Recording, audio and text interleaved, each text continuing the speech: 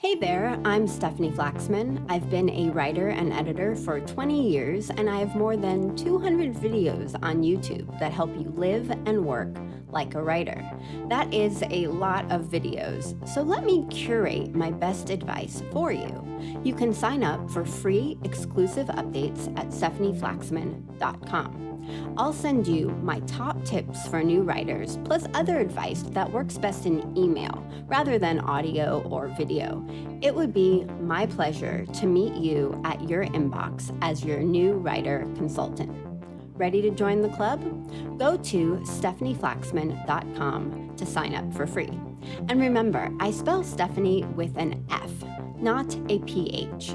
The proper spelling is on your screen right now. That is stefanieflaxman.com. I'll see you there. Happy Monday if you are listening in real time, and if you are not listening in real time but would like to, just subscribe to the channel and tap the notification bell.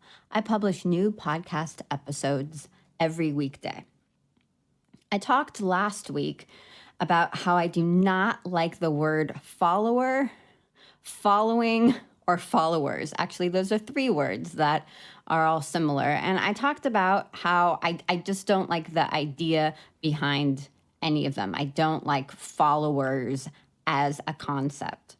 And today I thought it would be worth going into 3 reasons why I personally don't want more followers, or in my case, subscribers, because that's what I have on YouTube. I don't have other social media accounts where I have, quote, followers, but it's the same idea of you treating a following or a subscriber base as numbers rather than people. So that's sort of at the core of why I don't like talking about a follower count or a subscriber count. So I wanted to go over 3 reasons why I personally don't want more followers or subscribers, and perhaps change your mind if you do want more followers online because you think that would be a good thing for you. The first reason why I don't want more followers is that more followers mean that more people are viewing your content for the wrong reasons, for different reasons than you intended. A larger following means that a good number of people are just there because they are bored, they'll watch anything that kind of interests them, and they have no intention of benefiting from your content. These are people who essentially want to be friends or enemies, or want to give the impression that they want to be your friend or enemy, but ultimately they don't interact with you or your community with comments related to the topic that you cover. I'm not here to be your friend or your enemy. I'm here to help you be a better writer. The discussions in my community should be around writing topics only. The bigger the following, the greater your chances of someone in your comments talking about what they had for lunch because they are not smart enough to create their own content platform. And that, of course, is it's assuming that you did not invite them to talk about what they had for lunch in your comments. The second reason I don't want more followers is because more followers does not necessarily mean more positive engagement or engagement with constructive criticism. That is also positive engagement. In fact, the more followers you have, the greater the chance that people are hate watching your content and just want to tear you down and say mean things to you or people in your community. It's a big waste of time, but people are pathetic. The third reason I don't want more followers is because these days people are bored and pathetic, and they will create unnecessary drama and distract me from doing my best work.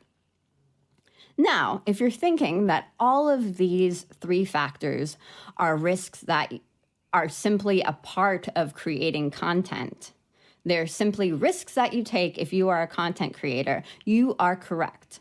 By simply creating content, you might attract the wrong people, people who hate watch, and people who create drama and distractions. All of that is true.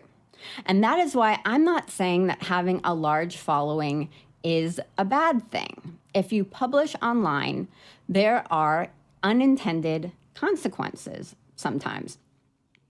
So it's not a bad thing to have a large following, though I would prefer to call it a large audience.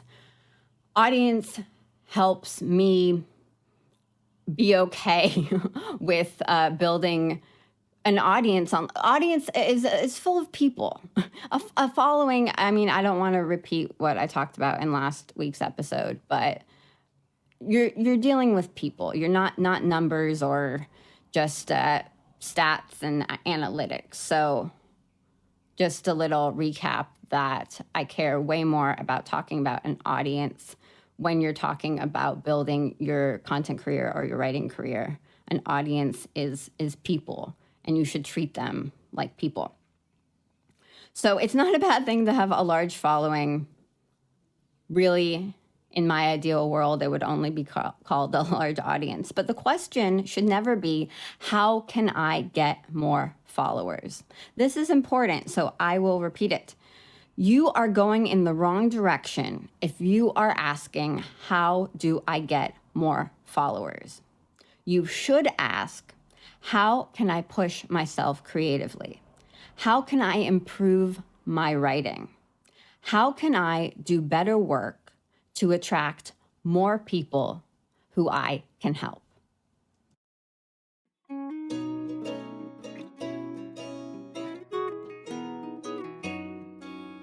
That is it for today. If you'd like to get exclusive tips that I only share in email, go on over to stefanieflaxman.com and sign up for free. I will see you there and talk with you soon.